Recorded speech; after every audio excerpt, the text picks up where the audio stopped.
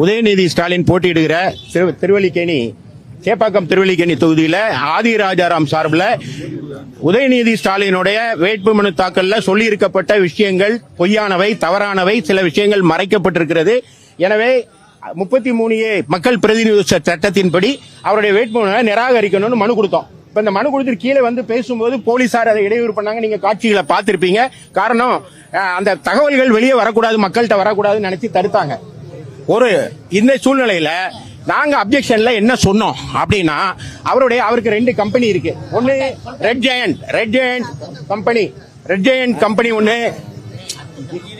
Company ஒன்னு இருக்கு. இன்னொன்னு வந்து அவருக்கு ஸ்னோ ஹவுசிங் லிமிடெட்னு ஒன்னு இருக்கு. இதுல ரெட் ஜெயண்ட்ல அவர் கடந்த 21ல அவர் சொன்ன தொகை வந்து 7,36,00,000 ரூபாய் இன்வெஸ்ட் பண்ணிருக்கேன்னு சொன்னாரு. தற்போது அந்த கம்பெனியை விட்டு வெளியே வந்துட்டேன்னு சொல்றாரு. அப்ப அந்த பணம் எங்க போச்சுன்னு அவர் சொல்லியிருக்கணும், அதை சொல்லல. அது மாதிரி ஸ்னோ ஹவுசிங்ல அவருக்கு 11 கோடி ரூபாய் இன்வெஸ்ட் லோன் கொடுத்திருக்கேன் அப்படின்னு சொன்னாரு. இப்போ இந்த அஃபிடவிட்ல அது 10 கோடியா குறைஞ்சிட்டு. அப்ப அந்த 1 கோடி எங்க போச்சுன்னு சொல்லல. அவரது மனைவி அவங்க வந்து ரெட் ஜெயண்ட்ல இப்போ 2 கோடியே இந்த அஃபிடவிட்ல இந்த வருடம் 2,63,00,000 ரூபாய் இன்வெஸ்ட் பண்ணிருக்கேன்னு சொல்றாங்க. அந்த பணம் எங்கிருந்து வந்துச்சுன்னு அவங்க சொல்லணும், அதை சொல்லல. அது மட்டும் இல்லாம அவங்க ராஜ் ப்ரமோட்டர்ஸ்னு ஒண்ணுல அவங்க இருக்காங்க, டைரக்டரா இருக்காங்க.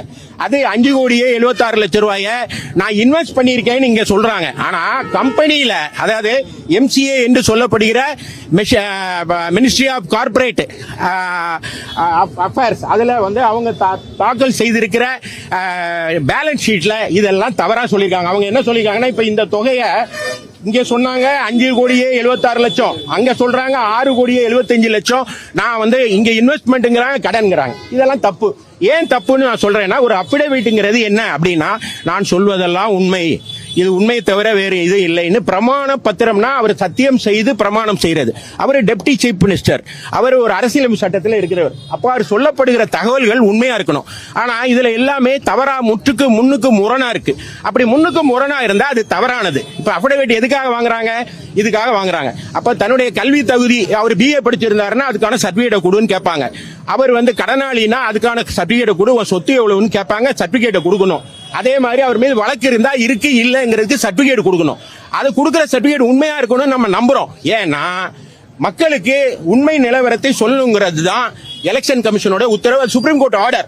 Right to know about the கேண்டிடேட்ங்கிறது ஒருத்தருடைய ஃபண்டமெண்டல் ரைட். இந்த தொகுதியில போட்டியிடுகிறவருக்கு, இந்த தொகுதியில வாக்காளராக இருக்கவருக்கு தெரிந்து கொள்ள வேண்டிய பொறுப்பு இருக்கு, அதுக்கு உரிமை இருக்கு. அதை மறைச்சா அது தப்பு. அப்ப அதை வந்து டிஸ்மிஸ் பண்ணணும், நீங்க ஏற்றுக்கொள்ள கூடாதுன்னு நாங்க சொன்னோம்.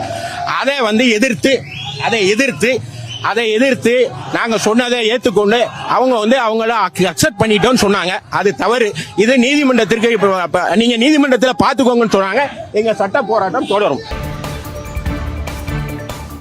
செய்திகளை உடனுக்குடன் தெரிந்து கொள்ள நமது அம்மா இணையதள தொலைக்காட்சியை சப்ஸ்கிரைப் செய்து அருகில் உள்ள பெல்